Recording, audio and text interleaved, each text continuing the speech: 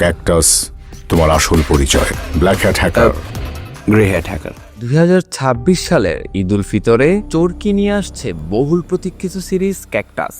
নির্মাণে শিহাব শাহীন। আর টিজার দেখেই বোঝা যাচ্ছে এটা শুধু আরেকটা রোমান্টিক ড্রামা না, এটা একটা ইমোশনাল সাইকোলজিক্যাল জার্নি। টিজার শুরু হয় একদম নিস্তব্ধতা দিয়ে। ক্যামেরা ধীরে ধীরে এগিয়ে যায় একটা একাকী মানুষ, চারপাশে শুষ্কতা, ভেতরে জমে থাকা কষ্ট। ক্যাকটাস নামের মধ্যেই লুকানো প্রতীক। বাইরে কাটা কিন্তু ভেতরে পানি। ঠিক তেমনি চরিত্রগুলোর জীবন কঠিন, রুক্ষ, কিন্তু ভেতরে গভীর অনুভূতি। এই জায়গাতেই চমকে দেন প্রীতম হাসান। আমরা যাকে এতদিন গায়ক হিসাবে বেশি চিনেছি, এখানে তাকে দেখা যাচ্ছে একেবারে ভিন্ন রূপে।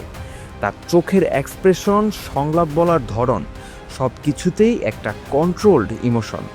সে চিৎকার করে কষ্ট দেখায় না, বরং চুপচাপ তাকিয়েই অনেক কথা বলে দেয়। বিশেষ করে টিজারের শেষের দিকে তার ডায়লগ ডেলিভারি একদম হৃদয়ে গিয়ে লাগে। তার সঙ্গে মেহজাবিন চৌধুরীর কেমিস্ট্রিও বেশ ইন্টেন্স। তাদের সম্পর্কটা খুব সহজ না, বরং ভুল বোঝাবুঝি, অহংকার আর অপূর্ণতার মিশ্রণে তৈরি এক বাস্তব। সালাউদ্দিন লাভলুর উপস্থিতি পুরো গল্পে এনে দিয়েছে অভিজ্ঞতার গভীরতা। ভিজুয়ালি ট্রেলারটা ডার্ক টোনে শ্যুট করা, লাইটিং আর ব্যাকগ্রাউন্ড মিউজিক মিলিয়ে একটা মুড তৈরি করে, যা শেষ পর্যন্ত ধরে রাখে।